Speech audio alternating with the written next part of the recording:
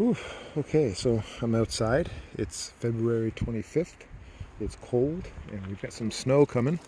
And I'm going to get some wrap around this hive before the snow hits us. And it's this silver bubble wrap that supposedly, it's advertised anyway, as being able to hold in 97% of the ambient heat inside a hive. I don't know if that's an exaggeration. It probably is, but I'm going to give it a go. If you look inside under the pillow, you can see they're starting to cluster above the top bars. So let's give them our little wrap. You can see here, I'm standing in the sun right now, but at this time of day, it's about probably 2 or 3 o'clock. They get a nice hit of sun. And they're going to lose that hit of sun because I'm going to wrap them with this stuff. And so the sun will not be able to, this black paint will not be able to warm up or do anything for them. Oh yeah, you can really feel the heat though. This colony has been clustering down below, and it's only now starting to come up. So it's it's almost the end of February, and they're just now starting to come above the top bars. So I think that's really good, and usually means they've got lots of honey and all that good stuff, so they're not running low on honey. I've already got the wrap around a bunch of hives in this small bee yard. These are weaker colonies. They need as much help as they can get. These are the tacks that I use.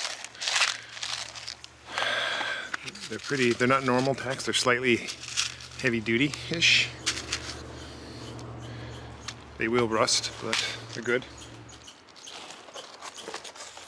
I'm on my cell phone now. This is going to be tricky when I have to add food to this hive, give them some sugar. It doesn't have a rim, so the rim would go right here. It would go from here to there, so I have to...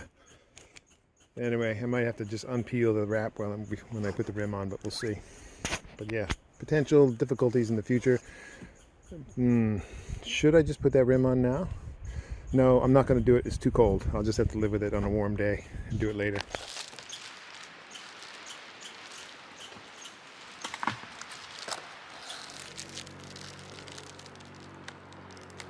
And there we go. I think I could have cut it about another inch or two, just so that that little bit of a crack isn't in the back, but yeah, that's it. What are you gonna do? Something I should have done before I did this is cut a hole where the entrance is, because I don't know where it is now. Right there, okay, I have to figure this out. Right, there it is, there they are. Where's the focus? Let's see if we can get in there. You can't see it. They're in there. Right there. Oops.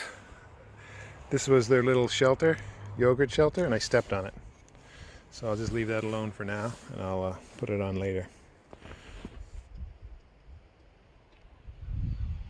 So I kind of wish I hadn't disturbed them like this. They're a little bit agitated, and it isn't a good thing to do on a cold day in the winter. Just basically, it's better not to have them break cluster like this, because they end up burning through more honey. They get slightly agitated. That stress sort of buzzes down back to the queen. Things can happen, and you just want to keep them nice and clustered and relaxed in the winter as much as possible, less on the defensive. And they're not too defensive right now, but I've definitely got them slightly wondering what's going on. So hopefully they'll chill out, and I won't have to... I really should have put a feeder rim on this hive, like in the late fall, just to have it ready right away so I don't have to fart around with it later in the winter like I'm going to have to do now. But it's not the end of the world. And anyway, we'll see what happens. They don't need food for a while though, which is nice. I've got a hive down here. This one needs food. This one needs food.